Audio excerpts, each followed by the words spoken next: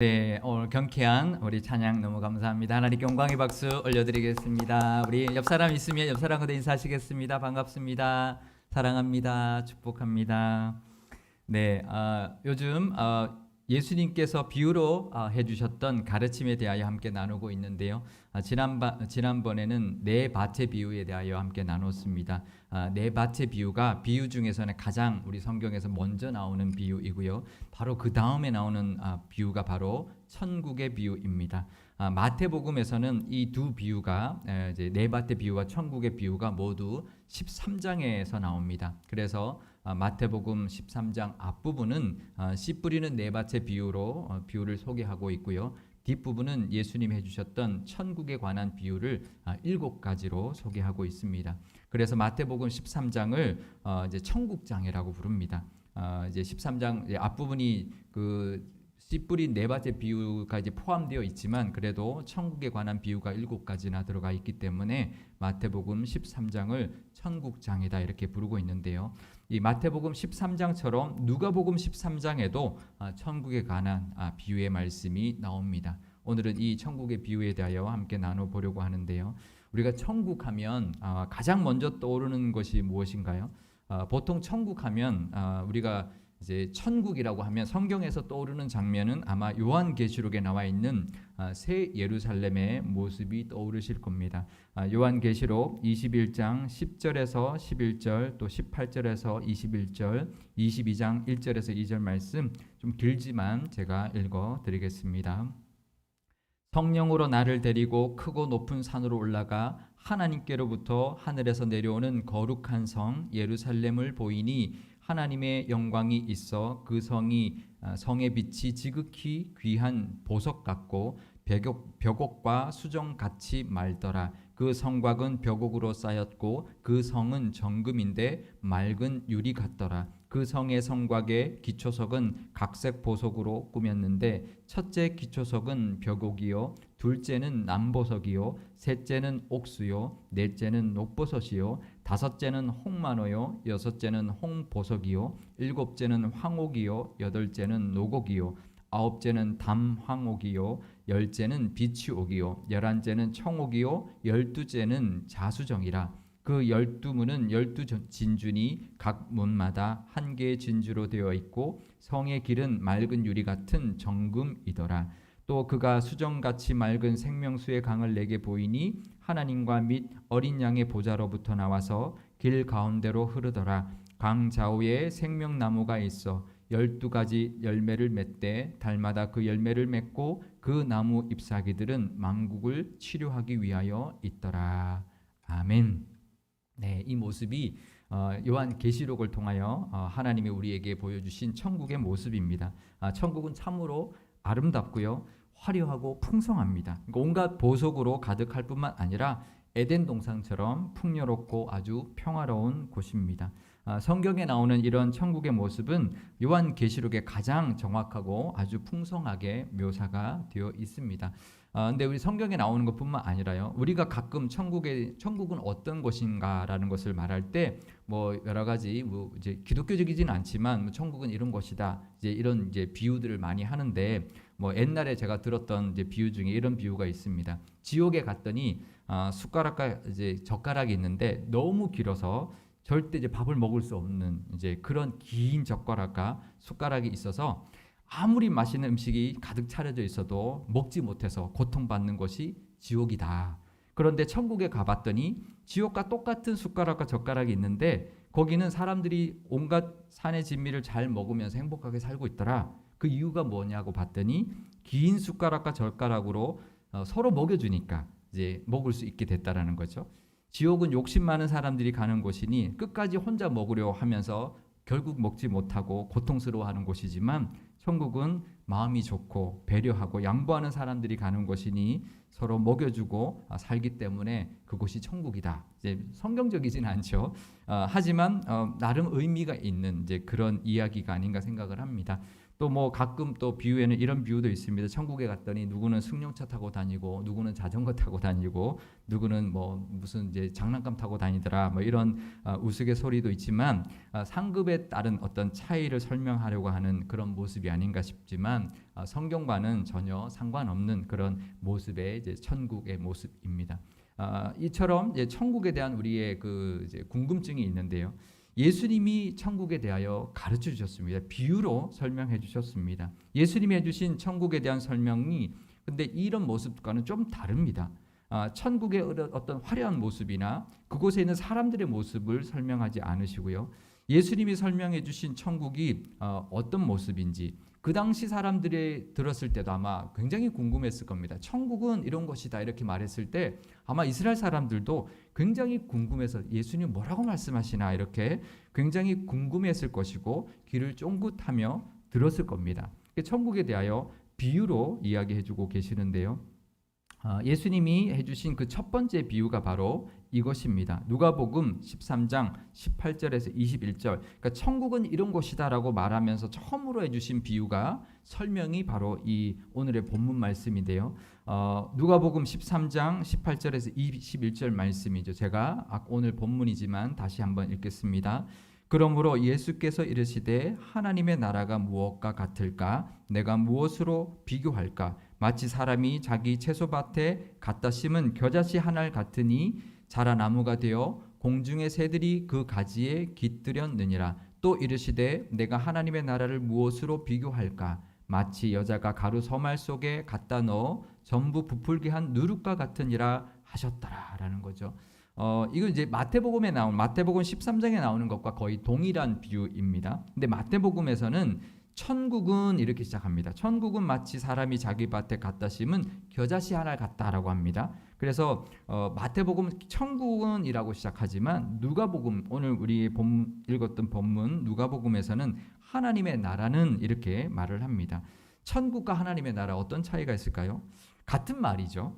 하지만 약간의 어감의 차이가 있습니다. 천국은 마치 우리가 나중에 하나님 앞에 갔을 때 계시록에 나온 곳 같은 곳이 천국이라면 하나님의 나라는 좀 더 포괄적인 나라 같이 들리기도 하죠. 물론 이제 같은 말이긴 하지만 조금 그런 의미의 차이가 좀 있는 것 같은데요. 예수님이 해주셨던 이 천국 비유는 자세히 살펴보면 우리가 죽어서 가는 새 예루살렘이라기보다는 하나님의 나라, 지금도 우리가 누릴 수 있는 하나님의 나라의 개념에 더 어울리는 설명을 우리에게 이스라엘 백성들에게 해주고 있다는 것을 우리가 알 수가 있습니다. 누가복음에서 이 비유를 시작하실 때 이렇게 말씀하셨습니다. 하나님의 나라가 무엇과 같을까? 내가 무엇으로 비교할까? 굉장히 예수님이 가르쳐주고 싶은 정말 애정을 가지고 어떻게 하면 쉽게 이 이스라엘 백성들에게 천국의 모습을 설명해 줄까라고 하는 그 모습을 느낄 수 있는 문장이 들어있죠. 마태복음하고 조금 다른데요. 예수님이 설명하고자 하시는 이 하나님의 나라는 그러니까 우리가 죽어서 가는 그런 이제 새 예루살렘이라기보다는 예수님을 구주로 영접함으로 누리게 되는 하나님의 나라, 이 땅에서도 우리가 누리고 있는 이 하나님의 나라를 의미하는 것에 더 가깝다라는 것을 알 수가 있습니다. 나라, 이제 국가라고도 하고 나라라고도 하는데요. 이 나라를 이제 구성하는 요소가 세 가지가 있어야 나라가 됩니다. 첫 번째는 영토, 땅이 있어야 되고요. 두 번째는 주권이 있어야 되고 또 세 번째는 국민이 있어야 합니다. 그러니까 우리나라가 일제 있을 때는 그 빼앗겼던 것이 나라를 빼앗겼다라고 표현하는 것이 땅도 있고 국민도 있지만 주권이 없었기 때문이죠. 이제 그런 나라들도 이제 그런 나라를 이루지 못하는 땅이 없으면 또 주권이 있고 국민이 있어도 땅이 없으면 안 되죠. 이제 그런 이제 이 세 가지 요소가 다 있어야 나라, 국가가 되는데 하늘 나라 또 마찬가지입니다. 우리가 새 예루살렘, 우리가 죽어서 가는 그 하늘 나라도 천국도 새 하늘과 새 땅이 있으니 영토가 있고 하나님의 다스림이 있으니 주권이 있고요. 또 하나님의 백성들이 있으니 국민이 있기 때문에 하나님의 나라가 맞고요. 그런데 이 하나님의 나라가 이 땅에서도 당연히 이루어질 수 있는 것은 우리가 하나님의 백성이 되었습니다. 그래서 하나님의 다스림이 있는 하나님의 주권 안에 있기 때문에 우리가 살고 있는 곳이 하나님이 다스리는 하나님의 나라의 영토가 되기 때문에 우리가 살고 있는 이 땅에서도 하나님의 나라가 이루어질 수 있다라는 거죠. 그러니 우리가 이 땅에서도 하나님의 나라를 살 수 있는 것이고, 예수님은 그 하나님의 나라를 먼저 말씀하고 있는 겁니다. 요한복음에서도 예수님이 이렇게 말씀하셨죠. 나를 믿는 자는 이미 영생을 얻었다라고 하는데요. 이거는 영생 이미 따놨다, 나중에 가서 그 영생을 누릴 것이다가 아니라 이미 지금부터 시작한 영생이 계속 이어서 영생을 맺는 거죠. 우리가 영생을 누린다는 건 이거는 죽어서 천국 가서만 영생을 누리는 게 아니고요. 지금부터 영생을 누리는 겁니다. 그죠? 우리는 죽어도 영생을 누리기 때문에 우리는 지금도 영생을 누리고 있는, 예수님을 믿음으로 말미암아 이미 영생을 살고 있고 하나님의 나라를 살고 있는 것이고 하나님의 백성으로 살아가고 있는 것이죠. 그래서 예수님이 이 땅에 오셔서 가르쳐주고 싶었던 그 천국, 하나님의 나라는 이 땅에서 우리가 누리게 될 하나님의 나라를 먼저 가르쳐주고 싶으셨던 것이죠. 물론 예수님의 비유 중에는 우리가 나중에 가야 되는, 심판 이후에 가게 되는 천국도 분명히 말씀하고 계시지만, 특별히 가장 먼저 천국에 대하여 비유로 말씀하고 있을 때는 이 땅에서 예수님을 믿음으로 누리게 되는 하나님의 나라를 먼저 가르쳐주고 있다는 것이죠.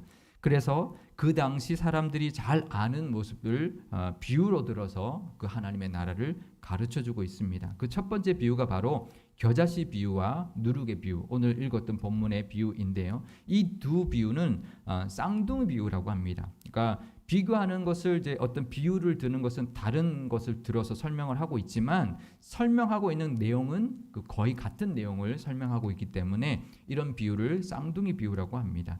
겨자씨 비유는 이렇게 되죠. 겨자씨가 씨앗 중에 가장 작은 씨앗이지만 이 겨자씨는 땅에 심겨져서 자라면 나무처럼 크게 자라서 새들이 그 가지에 깃들을 정도로 크게 자라게 되는 것이 바로 그 같은 것이 바로 하나님의 나라다. 또 누룩의 비유는 또 마찬가지로 가루 서말 속에 누룩을 조금만 넣어도 가루 전체가 다 부풀게 하는 것 같은 것이 하나님의 나라다라는 거죠.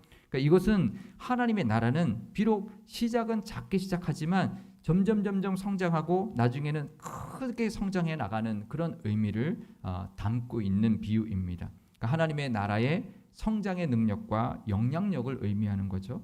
그러니까 하나님의 나라는 점점 성장해 가고 멈추지 않고 커져갈 뿐만 아니라 영향력을 미치는 그 힘이 크다라는 것을 의미하는 비유입니다. 이것은 하나님의 나라의 특징의 한 부분을 설명해 주신 이 두 비유로 설명해 주신 것인데요.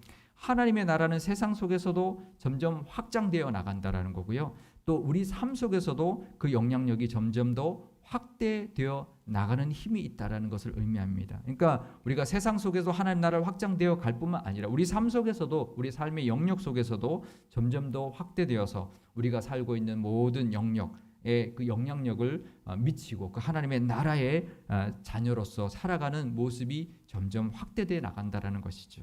그러니 우리가 하나님의 자녀가 되었다면, 하나님의 나라가 백성이 되었다면 우리는 우리 안에 있는 하나님의 나라가 자라가야 합니다. 그리고 겨자씨처럼, 누룩처럼 우리 안에서 먼저 확장되어 나가야 된다는 거죠. 우리의 삶 속에서 믿는 자라면 우리의 삶이 하나님의 나라가 되어야 되고, 우리가 있는 모든 영역, 우리가 있는 직장이나 가정이나 우리가 살아가는 생각이나 모든 영역이 다 하나님의 나라로 확장되어 나가야 되고, 하나님의 다스림과 하나님의 뜻대로, 하나님의 주권대로 우리의 나라가 만들어져 가야 되고요. 또 거기에서 더 나아가서 우리로 하여금 하나님의 나라가 이 땅 가운데 확장되어 나가야 된다는 거죠. 선한 영향력을 미치며 새가 깃드는 그런 나무 같은 그런 겨자씨 나무 같은, 겨자나무 같은 그런 하나님의 나라를 만들어 갈 것이고, 또 곡식을 부풀려서 선한 영향력을 미치는 것 같은 그런 하나님의 나라에 사는 모습으로 살아야 한다는 것입니다. 그러니까 나도 성장할 뿐만 아니라 내 주변도 변화시키는 그런 영향력을 미치는 하나님 나라를 살아가는 우리의 모습으로, 우리 하나님의 나라를 살아가는 모습으로 살아가야 된다라는 것이죠. 그것이 그 능력이 있는 것, 하나님의 나라가 우리에게 임한다면 우리 안에도 확장되어 나갈 뿐만 아니라 우리를 통해서도 이 땅이 하나님 나라가 점점 더 넓혀져 가고 영향력을 미치며 살아가게 되는 것이 바로 하나님의 나라다라는 거죠. 우리가 누리게 되는 하나님의 나라, 우리로 인하여 확장되어 가는 하나님의 나라를 설명해 주고 있는 것이고요. 두 번째 천국의 비유는 또 한 세트가 있는데 그것도 쌍둥이 비유로 나와 있는데요. 밭에 감추인 보화의 비유와 값진 진주의 비유입니다. 마태복음 13장 44절에서 46절 말씀을 제가 읽어드리겠습니다. 천국은 마치 밭에 감추인 보화와 같으니 사람이 이를 발견한 후 숨겨두고 기뻐하며 돌아가서 자기의 소유를 다 팔아 그 밭을 사느니라. 또 천국은 마치 좋은 진주를 구하는 장사와 같으니 극히 값진 진주 하나를 발견하매 가서 자기의 소유를 다 팔아 그 진주를 사느니라. 아멘. 이 비유는 마태복음에만 소개되고 있는 비유인데요. 이 비유에서도 예수님은 천국은으로 시작합니다. 천국의 또 한 특징을 설명하고 있는 쌍둥이 비유인데요. 그 첫 번째는 밭에 감추인 보화죠. 어떤 사람이 밭에 감추어진 보화를 발견했다라는 거예요. 근데 그 밭이 자기 밭이 아니라는 거죠. 그래서 그것을 다시 덮어두고는 가서 자기 소유를 다 팔아서 그 밭을 사는 것과 같은 것이 천국이다. 또 두 번째는 좋은 진주를 구하고 있는 장사꾼이 지극히 값진 진주를 발견하고 자기 소유를 다 팔아서 그 진주를 사는 것과 같은 것이 바로 천국이다라고 설명하고 있는 것입니다. 이것은 그만큼 하나님 나라가 값진 것이라는 것을 의미하는 비유이죠. 내 소유를 다 팔아서 얻을 만큼 소중한 값어치가 있는 것이 하나님의 나라다라는 거죠. 이 비유를 우리가 보다 보면 마치 사도 바울의 고백이 생각이 납니다. 빌립보서 3장 7절에서 9절 앞부분인데요. 제가 읽겠습니다. 그러나 무엇이든지 내게 유익하던 것을 내가 그리스도를 위하여 다 해로 여길 뿐더러 또한 모든 것을 해로 여김은 내 주 그리스도 예수를 아는 지식이 가장 고상하기 때문이라. 내가 그를 위하여 모든 것을 잃어버리고 배설물로 여김은 그리스도를 얻고 그 안에서 발견되려 함이니. 아멘. 그러니까 이 땅에서 유익하다고 여겼던 모든 것들이 예수님을 만나고 나니까 다 배설물 같다라는 거죠. 배설물로 여기게 되는 것은 예수님을 아는 지식이 가장 고상하기 때문이다라고 고백하고 있습니다. 정말 그러니까 비교가 안 된다는 거죠. 그동안 내가 가지고 있던 모든 것들과 비교가 되지 않는다라는 거죠. 하나님의 나라가 이런 것입니다. 내가 가지고 있는 모든 걸 다 팔아서라도 가질 만큼, 얻을 만큼 값지고 소중하고 고상한 것이 바로 하나님의 나라다라는 것입니다. 세상 것과는 비교가 안 된다라는 거죠. 이 비유를 보면 우리가 얼마나 하나님을 소중히 여기고 있는가를 돌아볼 수 있어야 합니다. 이 비유를 통해서 과연 이 비유의 말씀처럼 하나님의 나라를 소중하게 값지게 여기고 있는가 돌아보아야 합니다. 세상의 것을 다 팔아서 얻으려고 해도 얻을 수 없는 그런 값진 것인데 그런 귀한 하나님의 나라를 우리는 선물로 받았습니다. 우리는 아직도 그런데 세상의 것을 탐하고 있지 않은지, 또 세상을 아직도 기웃거리고 있지 않는지, 아직도 하나님의 나라보다 세상이 더 좋아 보이지 않는지 우리가 돌아봐야 합니다. 하나님의 나라의 가치를 모르고 살아가면 그것만큼 불행한 기독교인이 없을 겁니다. 하나님의 나라를 이미 소유했는데 아직도 세상의 것을 기웃거리고 있다면 그것만큼 불행한 사람은 없을 겁니다. 하나님의 나라를 가진 그 은혜, 그 가치를 붙들고 세상의 것을 정말 사도 바울처럼 배설물로 여길 수 있는 그 믿음이 있으시기를 바랍니다. 그 당시 사람들은 이제 그 유대인들은 이 비유를 잘 이해하는 그런 상황입니다. 왜냐하면 그때는 어디 숨겨둘 곳이 없기 때문에 무슨 뭐 난리가 나거나 또 전쟁이 나거나 뭐 위급할 때는 보물을 이제 돈들을 이제 땅에 묻어두었습니다. 그래서 우리가 달란트 비유할 때도 보면 1달란트를 땅에 묻어두었다라고 하는 이제 이 비유가 나오는데요. 그러니까 이제 사람들이 주로 묻어뒀다가 다시 돌아와서 이제 되찾는데, 근데 살아 돌아오지 못하는 경우에는 그 보화가 주인 없이 그냥 땅 속에 묻혀버리고 마는 거죠. 그런데 그 보물을 발견한 사람들은 그 땅의 주인이면 그 보물을 자기가 가지게 되는데요. 근데 그 땅을 자기가 돈으로 사서 그 땅에 묻혀 있는 보물도 자기 소유로 삼아도 되는 그런 관례가 있었습니다. 그래서 보물이 있어도 그걸 이제 말하지 않고 가서 밭을 사면, 그러면 그 발견한 사람이 그 발견해서 그것을 산 사람이 그 보물의 소유권을 가지게 되는 그런 관례가 있었기 때문에 그 예수님 비유를 들었을 때 그럼 보물을 발견했을 때 그 자기를 다 팔아가지고 자기 소유보다 더 값진 보물이 있는 밭을 사는 것이 지혜로운 사람이지라고 하는 것이 공감이 되는 이야기라는 거죠. 그러니까 예수님이 그런 사람 같은 거다라는 거죠. 마치 당연히 그 밭에서 어느 밭에서 보물을 발견했다면 소유를 다 팔아서 그 밭을 사지 않겠냐? 그럼 당연히 그렇죠. 그래야죠라고 사람들이 동의했을 거고, 하나님 나라는 그런 것과 같다라는 거죠. 진주 장사도 마찬가지입니다.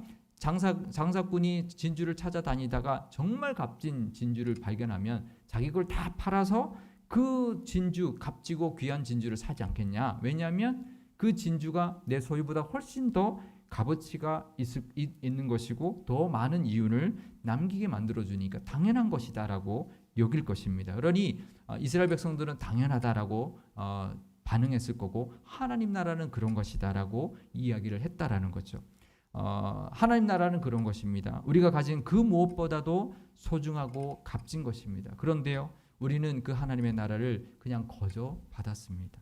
이 세상에 그 무엇보다도 더 가치 있는 것을 하나님이 그냥 주셨습니다. 그러니 그 가치를 모르고 살아가면 바보 같은 거죠. 오히려 세상 것에 기웃거리며 살아가면 바보 같은, 정말 불행한 삶을 살아가는 그리스도인이다라는 겁니다. 하나님 주신 이 하나님의 나라를 값지다, 가치 있다 여기며 하나님 나라 안에서 주시는 기쁨과 그 은혜를 누리며 살아가실 수 있기를 바랍니다. 그런데요, 이 천국 비유에서 빠지지 않는 것이 하나 더 있습니다. 사실 이 비유가 떨어져 있는데요, 이 비유도 두 비유로 하고 있어서 쌍둥이 비유라고 볼 수가 있는데, 천국 비유 중에 나머지 두 비유는 뭐냐면 가라지 비유와 그물 비유입니다. 마태복음 13장 36절에서 43절 말씀 제가 읽겠습니다. 이에 예수께서 무리를 떠나사 집에 들어가시니 제자들이 나와 이르되 밭의 가라지의 비유를 우리에게 설명하여 주소서. 대답하여 이르시되 좋은 씨를 뿌리는 이는 인자요 밭은 세상이요 좋은 씨는 천국의 아들들이요 가라지는 악한 자의 아들들이요 가라지를 뿌린 원수는 마귀요 추수 때는 세상의 끝이요 추수꾼은 천사들이니 그런즉 가라지를 거두어 불에 사르는 것 같이 세상 끝에도 그러하리라. 인자가 그 천사들을 보내리니 그들이 그 나라에서 모든 넘어지게 하는 것과 또 불법을 행하는 자들을 거두어내어 풀무불에 던져 넣으리니 거기서 울며 이를 갈게 되리라. 그때 의인들은 자기 아버지 나라에서 해와 같이 빛나리라. 귀 있는 자는 들으라. 아멘. 이 비유가 가라지 비유이고요. 마태복음 13장 47절에서 50절 말씀도 제가 읽겠습니다. 또 천국은 마치 바다에 치고 각종 물고기를 모으는 그물과 같으니 그물에 가득함에 물가로 끌어내고 앉아서 좋은 것은 그릇에 담고 못된 것은 내버리느니라. 세상 끝에도 이러하리라. 천사들이 와서 의인 중에서 악인을 갈라내어 풀무불에 던져 넣으리니 거기서 울며 이를 갈리라. 아멘. 이 두 비유가 같은 것을 의미하고 있죠. 비유를 들고 있죠. 이 둘 다 하나님 나라에는 심판이 있다라는 것을 비유로 들고 있습니다. 그러니까 마지막 날까지 두었다가 추수 때 곡식과 가라지를 가르듯이 또 그물을 잡고 난 다음에 고기 중에서 좋은 것은 그릇에 담고 못된 것은 버리듯이 마지막에는 반드시 마지막 날 그 하나님의 나라에서는 반드시 심판이 있다라는 것입니다. 이 땅에서의 하나님 나라와 마지막 날에 임하게 될 하나님의 나라 사이에 심판이 있다라는 거죠. 진짜 하나님의 백성과 가짜 하나님의 백성을 가려내는 심판이 있다라는 것을 의미하고 있습니다. 이 땅에서 하나님의 백성처럼 살아도 마지막에는 하나님이 골라낸다라는 거죠. 아무리 겉모습만 교회 다니고 신앙인처럼 보여도 전혀 하나님의 백성의 모습으로 살지 않고 하나님의 자녀로 살지 않는 사람은 하나님께서 마지막에 가르신다라는 거예요. 그것이 바로 하나님의 나라의 모습, 천국의 모습이라는 것입니다. 가라지는 사탄이 뿌려서 자란 악한 자의 자녀들이라고 설명하고 있습니다. 그래서 가라지 비유에서는요, 그들이 그 나라에서 모든 넘어지게 하는 자들이고 또 불법을 행하는 자들이고 또 그물 비유에서는 못된 것들이다라고 말을 합니다. 그러니까 결국은 자신도 열매를 맺지 못하지만 다른 곡식도 피해를 주는 것이 바로 가라지이고요. 또 자신의 열매도 없지만 남을 넘어지게 하는 게 살았으니 심판을 받을 수밖에 없는 것이 바로 이 하나님의 나라의 모습이라는 겁니다. 하나님의 나라의 백성이라면 열매 맺는 좋은 곡식, 또 통통하게 잘 자란 물고기 같은 모습으로 하나님께도 칭찬받는 모습, 또 이 땅에서도 하나님이 허락하신 이 하나님의 나라, 우리에게 허락하신 이 장소에서 하나님이 맡겨주신 역할을 잘 감당할 때 하나님께서 잘했다 칭찬하시는 영광이 우리에게도 임하게 될 것이고, 그것이 바로 하나님의 모습이라 말씀하고 있습니다. 이렇게 말을 하셨죠. 의인들은 마지막 날에 천국에서 의인들은 자기 아버지 나라에서 해와 같이 빛날 것이다. 세상 끝날에 우리가 하나님 나라에서 해와 같이 빛날 뿐만 아니라 이 땅에서도 우리가 살아가고 있는 이 하나님 나라에서도 하나님께 인정받는 해와 같이 빛나는 모습으로 이 땅을, 또 하나님의 나라를 살아가실 수 있기를 바랍니다. 그런 하나님의 나라의 은혜를 누리시기를 축원드립니다. 오늘 우리 기도할 때 이렇게 기도하면 좋겠는데요. 먼저 우리 코로나19가 우리를 참 답답하게 합니다. 그래도 하나님의 나라가 이 땅에 임하였으니, 우리에게 하나님의 나라가 있으니 하나님 이겨내게 하여 주시고 하루빨리 이 코로나19를 종식시켜 달라고, 또 우리 교회가 엘리베이터를 또 공사를 하고 있는데 잘 마무리되게 해달라고 기도하면 좋겠고요. 또 하나님 나라의 백성으로 이 땅을 살아가는 우리를 위해서 기도할 때 하나님의 나라를 밭에 갖추인 보화처럼, 값진 진주처럼 여기며 살 수 있도록, 또 겨자씨처럼 누룩처럼 성장하며 영향력 끼치며 살 수 있게 해달라고 기도하면 좋겠습니다. 또 하나님께 인정받는 천국의 자녀로 살아갈 수 있게 해달라고 기도하면 좋겠고요. 또 우리 교회가 천국 같은 교회 되어서 하나님의 영광이 가득하고, 또 하나님의 그 보좌에서 흘러나오는 은혜가 넘쳐서 열매가 가득하고, 또 하나님의 은혜가 넘쳐나는 교회 되게 해달라고, 천국 같은 교회 되게 해달라고 우리 한 목소리로 함께 기도하도록 하겠습니다. 아버지 하나님 감사합니다. 지금 코로나19 때문에 하나님 답답하고 참 어둡고 하나님 앞에 나와 예배하지 못하는 이 정말 이 사태 가운데 하나님 앞에 영상으로도 하나님 앞에 예배 드립니다. 하나님 우리의 삶 가운데 하나님